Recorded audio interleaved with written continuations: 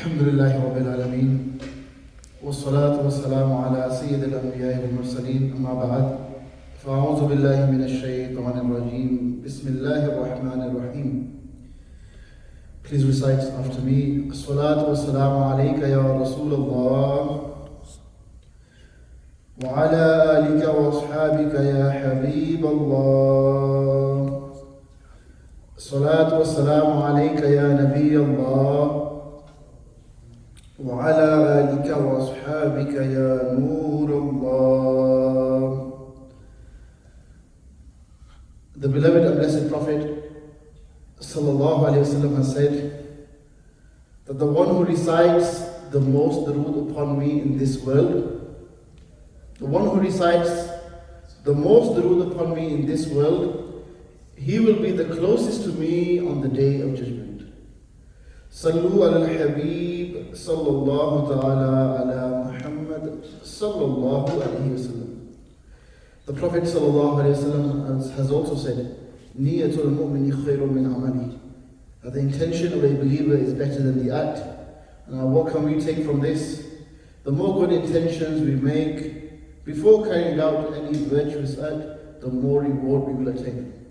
So alhamdulillah, we have come here today for the Jummah prayer. We have left our homes and traveled to the masjid. There are many good intentions that can be made before you set out. You are setting out to offer your Salat al-Jummah. You are coming out with the intention to learn Islamic knowledge. You are setting out with the intention of bettering yourself. Whatever you learn from this, you're going to try to act upon it. You're going to try to teach others, your family, people within your community. It's all about educating yourself. This is one intention that we can also add on. And the more intentions we make before coming to these gatherings or Jummah, whatever it is, the more intentions you make, inshallah, this will be a means of more reward for you. The Prophet ﷺ has said that reciting durood upon He ﷺ, that the one who recites it just once, 10 mercies, blessings are sent upon him. His rank is raised by 10, and 10 of his, you can say, 10 problems are removed out of the way for him also. There's many narrations about Durood Pak and the blessings and the rewards. We should look into this and also try to make it a habit to recite as much Durood Pak as we possibly can. Inshallah Azza wa Jalla. Sallu ala al-Habib sallallahu ta'ala ala Muhammad sallallahu alayhi wasallam. And also very fittingly, the topic of today, how we should honor, how we should respect the Prophet sallallahu alayhi wasallam. We're going to learn about this today, inshallah. Make the intention, we will learn about this also, listen about this, also try to implement it into our lives. We're going to learn how we should respect the Prophet sallallahu alaihi wasallam. But when it actually starts working for you is when you start acting upon it also. Make the intention, whatever I learn, I will then try to implement it into my life. Inshallah. There was a famous king, Sultan Mahmud Ghaznavi, rahmatullahi ta'ala alayhi. And there was a famous king, and Sultan Mahmud Ghaznavi, they narrate, and they also was an accomplished Islamic scholar, and they were narrating about them, that he would offer salah, keep fasts, and continuously recite the Quran, spending their entire life in accordance to Islamic knowledge. So they would always keep themselves engrossed within Quran, the teachings of Islam, etc., etc. Apart from his courage and bravery, he possessed the invaluable quality of showing love for the Prophet ﷺ. He had a dutiful slave named Ayaz, who himself had a son named Muhammad.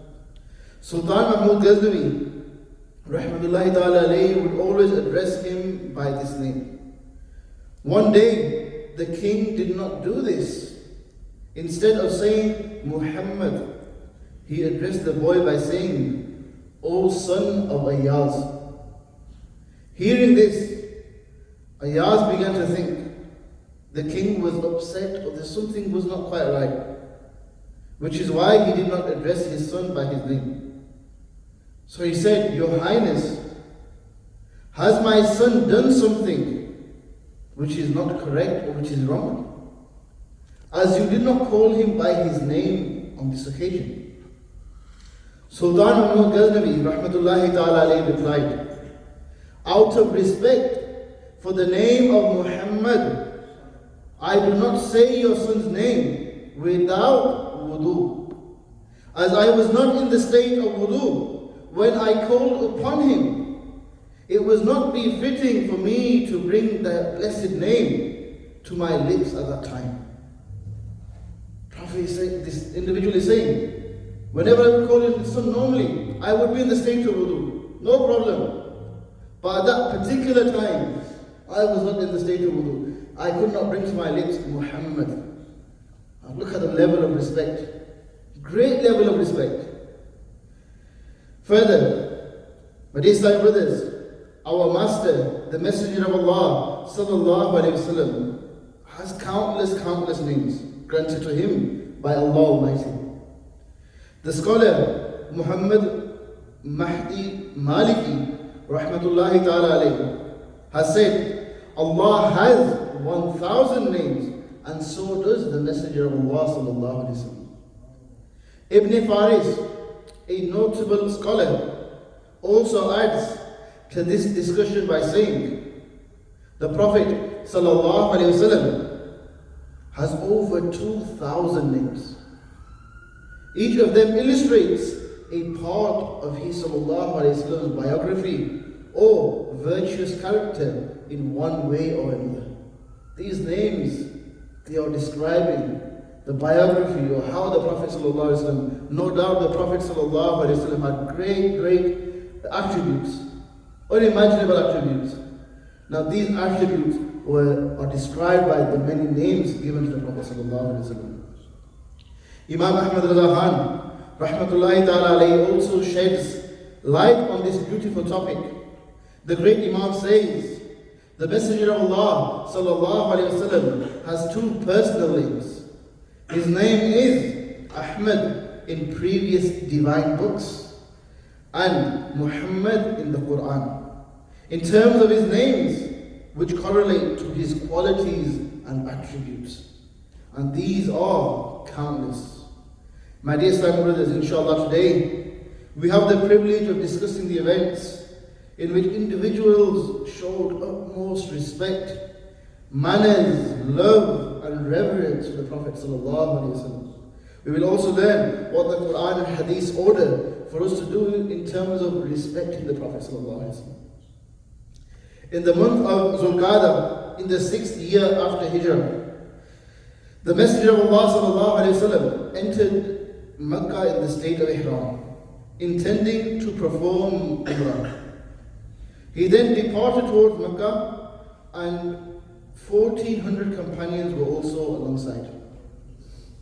The final Prophet sallallahu alaihi wasallam suspected that the disbelievers of Makkah would try and prevent Muslims from performing their Umrah.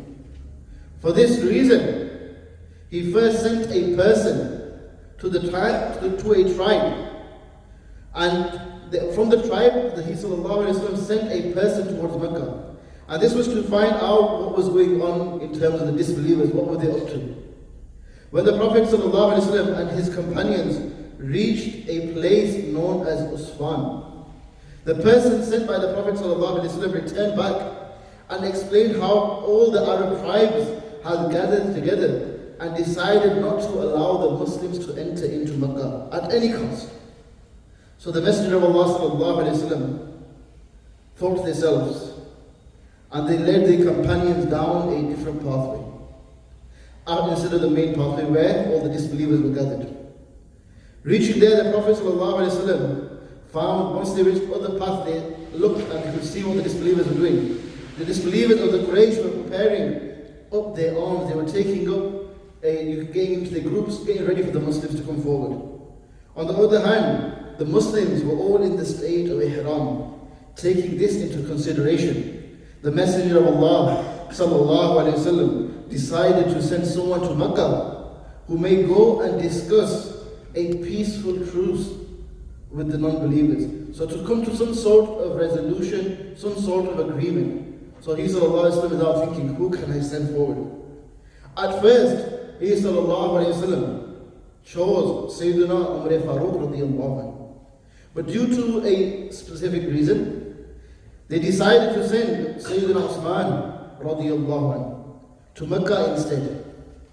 Now, when Sayyidina Usman reached into Mecca, he conveyed a message of peace on behalf of the Prophet ﷺ, saying that the Muslims had not come here to fight, rather they are here just to perform Umrah.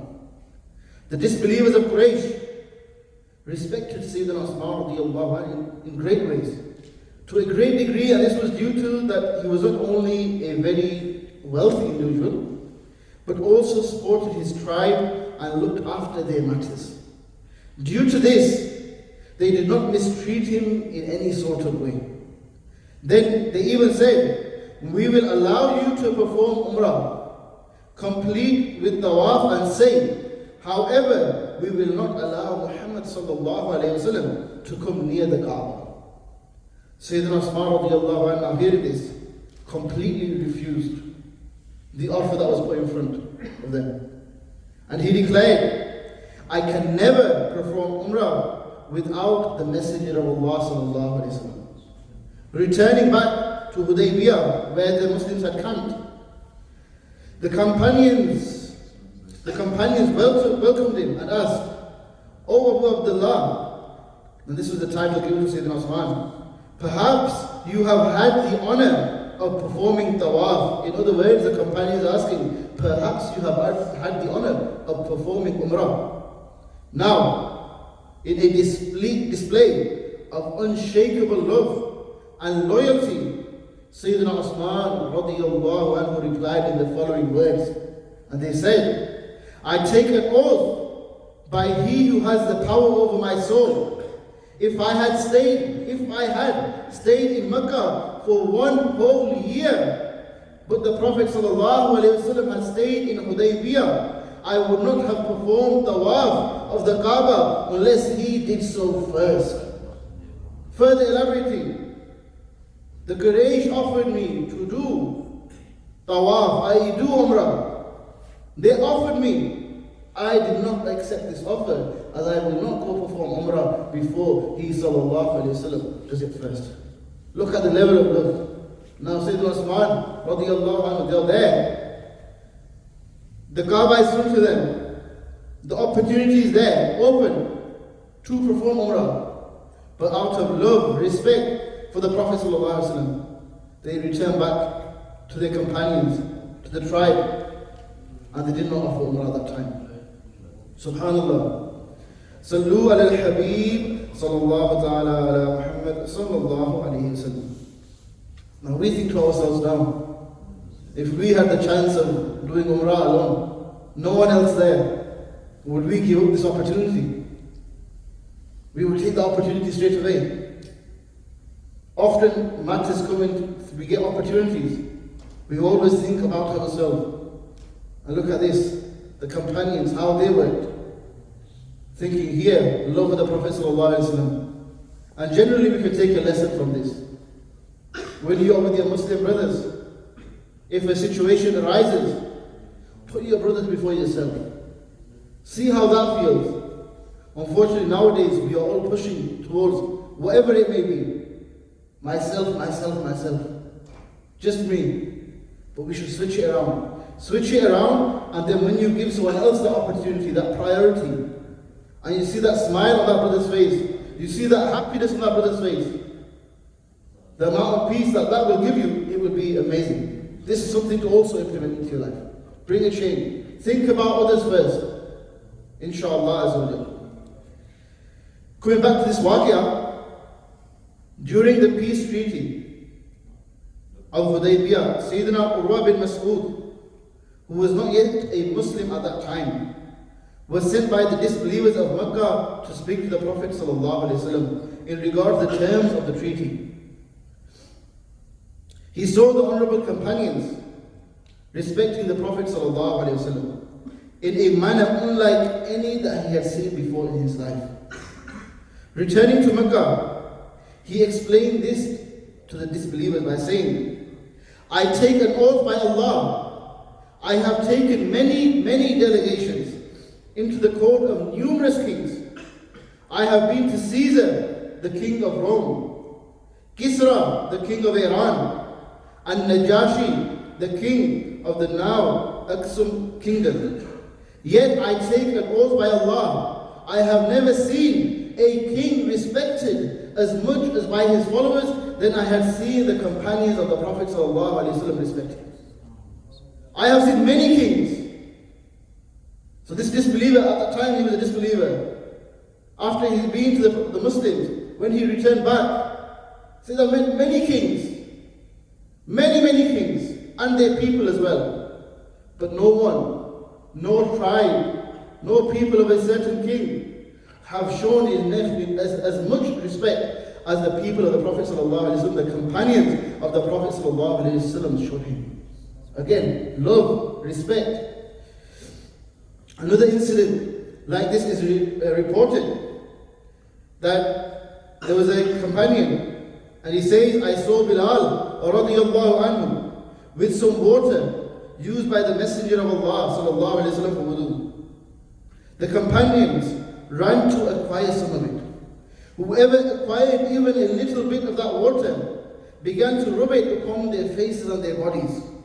Whoever was not able to get that water directly began taking the water, some water from the remaining moisture from the hands of who did. So when it was falling off, those who were rubbing on their bodies or their faces, when it was falling off, the companions tried to get that water.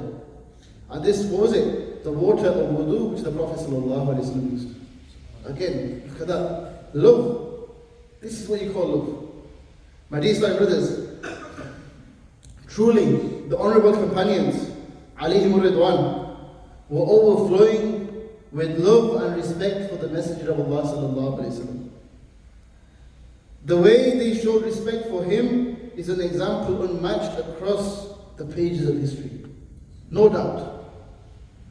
Through their virtuous character, the companions alayhim ridwan left a great example for all Muslims to follow, and this example will remain until the Day of Judgment, no doubt. They perfectly showed how a member of this ummah should show utmost respect, love, devotion, manners, and heartfelt etiquette for their Prophet ﷺ.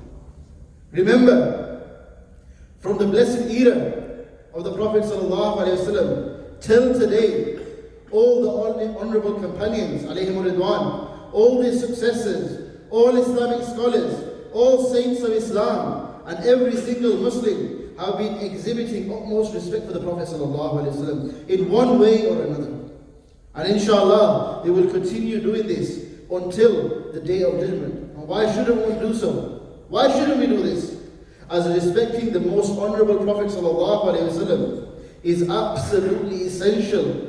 It is an essential part of faith of a Muslim. As it is mentioned in the Quran, from a translation it says, we have indeed sent you, O beloved, as a present eyewitness, i.e. Hazir and Nazir, as a conveyor of glad tidings and a warner, in order that, O people, you may believe in Allah and His Messenger, and honor and revere the Messenger of Allah sallallahu alaihi wasallam, and you should glorify Allah morning and night. Now the Quran is telling us. When you say, where does it say respect the Prophet sallallahu alaihi wasallam? It's mentioned in the Quran for you. Showing respect to the Prophet sallallahu alaihi wasallam.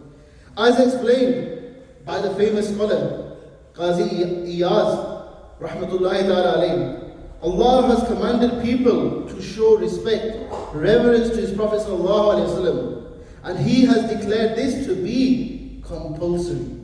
Showing respect to the Prophet sallallahu alaihi wasallam, compulsory act. The great jurist Jalaluddin Ahmad Amjadi rahmatullahi ta'ala alayhi further expands on this subject. The command issued in this verse, which ordains us to respect and revere the Prophet ﷺ, does not only say showing this respect is permissible. It's not only saying it's permissible, but it actually makes it critically necessary upon us i.e. all the Muslims, must show absolute reverence, respect to the Prophet ﷺ, and respect the Prophet ﷺ with all permissible ways. Yeah, permissible ways. Again, this is something very important. You got to make sure when you are showing respect to the Prophet ﷺ, you do not do anything which takes you out of the boundaries of Islam, boundaries of Sharia. You must remain within the boundaries of Sharia and respect the Prophet ﷺ. You must. Now there's certain things that happen in today's society where you say they are doing too much. But as long as you are within the boundaries of Sharia, you are respecting the Prophet ﷺ. Let's take the example. It comes around every single year, but we'll just keep it very short. The Mawlid of the Prophet ﷺ. When it comes around, every single year the same topic starts. Proof, evidence, where is it from? And now the question you should ask here simply is, what is forbidden? If you keep it very simple, without going into all the proofs and evidences, that will become a whole different topic. But if we keep it very simple, what do we do in the Mawlid of the Prophet ﷺ? The tilawat of the Quran happens. Poetry in praise of the Prophet ﷺ happens. Speeches are done educating the general public. What is wrong with this? Can we say there's anything wrong with this? But that is just keeping it very, very simple. The proofs, the evidences are all there for anyone who wants them, or anyone who wants to study them. But keeping it very simple, what happens in a Mawlid gathering? You are praising the Prophet. What is wrong with that? You are reciting the Quran, you are hearing talks, dua is done. Nothing impermissible is there. But again, this will go on to a total different topic, inshallah, for another day. But again, showing respect, we must look at the companions, how they show respect. We should also try to implement this in some way or another. And a great way of doing that is by learning about the life of the Prophet ﷺ. Maybe there's many sunnahs out there, sunnahs of the Prophet ﷺ, acts which the Prophet ﷺ used to do. When they used to leave the home, come back into the home, when they were in the trade area, in the markets, their business, etc., etc. You will find sunnahs of the Prophet ﷺ everywhere. But you need to study them in the first place. They will not just come to you. You need to take that initial step. Study the life of the Prophet ﷺ. This is no normal individual. This is the best of creation, the best to walk this land. There is no one better, and there will be no one better. So why do we not think that we need to study their life? Think to yourself, how much of the life of the Prophet ﷺ are we aware of? How much of the life of the Prophet ﷺ do we know? Do we know the family members' names of the Prophet ﷺ? Do we know how they went through their life and they came into a prophethood? How they guided the Muslims? And now look at it now. How many Muslims are around the world? The fastest growing religion. How has it come to that stage? This has come to that stage through the hard work of the Prophet ﷺ and the early days. And then it grew and grew and grew. And now that as more prophets will come, now this is our job. The ummatis of the Prophet ﷺ, to pass the message on further. But then now the question comes to your mind, how much can I pass on? My knowledge is limited in itself. This is the time. Your life is very short. Very, very short. Life is not long at all. No guarantee for it as well. But the life that we have, spend it educating yourself. There's also a waqia, narration comes to mind. A person, he was on, as we say, his deathbed. He was just about to pass away. And he asked the Prophet ﷺ, this is my final moments.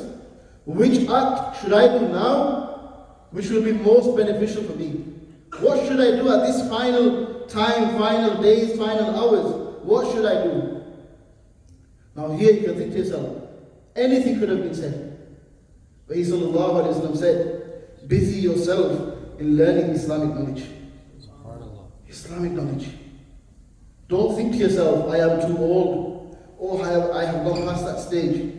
Build it up in steps. Start very easy. Build it up in steps. Increase your knowledge. This knowledge will help you in the grave on the day of judgment. This is what will come in handy. Learn whatever you can yourself. Sit with the scholars. After you have learned this, then pass it on to others also. Now you passing Islamic knowledge on to other individuals, this is a means of sadaqah jariyah.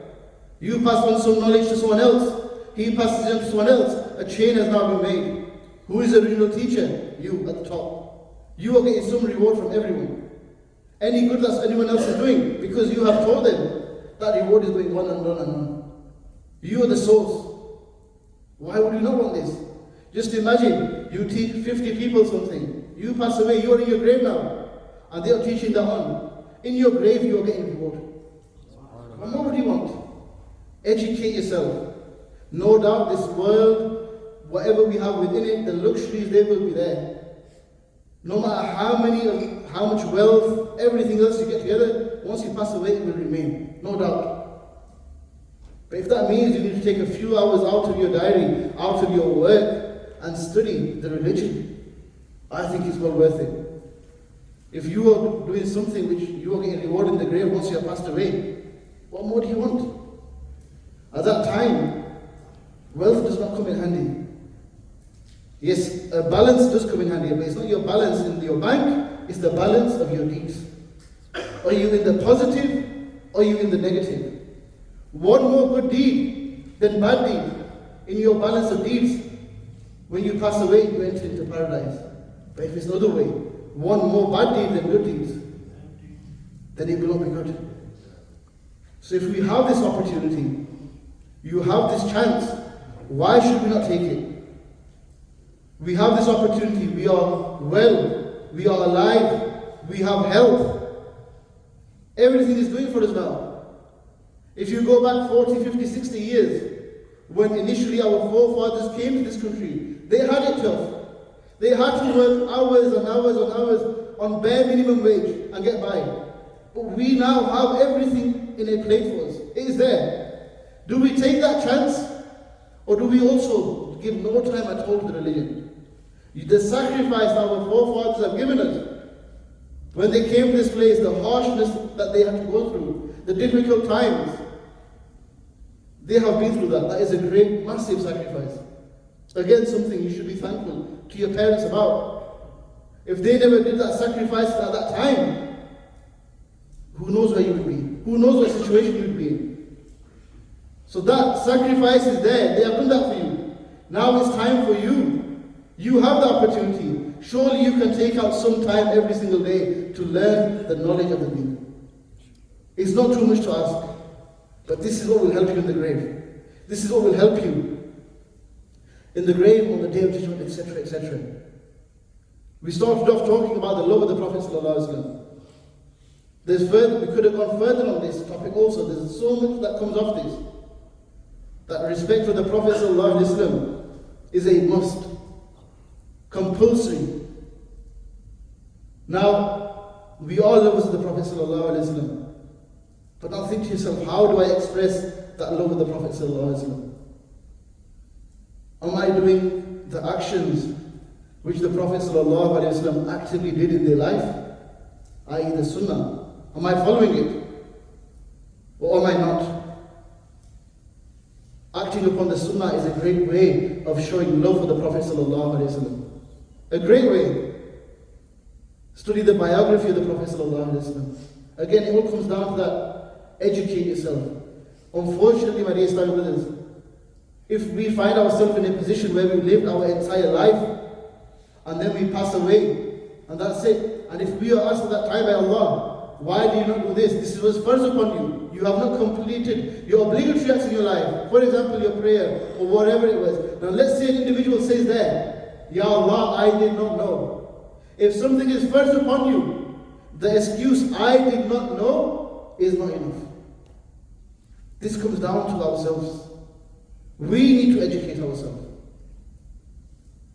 We did start on the topic of love of the Prophet ﷺ. And then we've gone on to learning basic first knowledge. Now, first knowledge, what is it? You have first of ghusl, first of namaz, first of wudu. This is first. What does first mean? Compulsory. You must know this. If you don't know this, what is going on with your prayers, your recitation, holding the Quran? Just imagine someone finds himself 30, 40 years, I don't even know the first of ghusl. If he does not even know this, how has he been praying all these years? These are the very basics, very, very basics.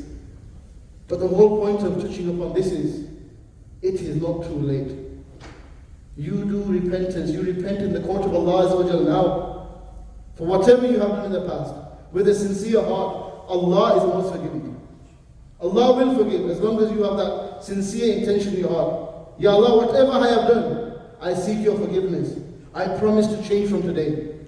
And you bring that change in your life, no doubt Allah will forgive you. And if you start following the sunnah of the Prophet sallallahu alaihi wasallam, no doubt you will see great blessings enter into your lives, into your families.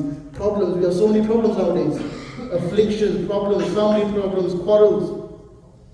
Sort them all out within your home. The environment within your home, make it an environment which is according to the sunnah of the Prophet sallallahu alaihi wasallam. Make it an environment in which everyone loves the Prophet sallallahu alaihi wasallam, in which everyone acts upon the sunnah of the Prophet sallallahu alaihi wasallam.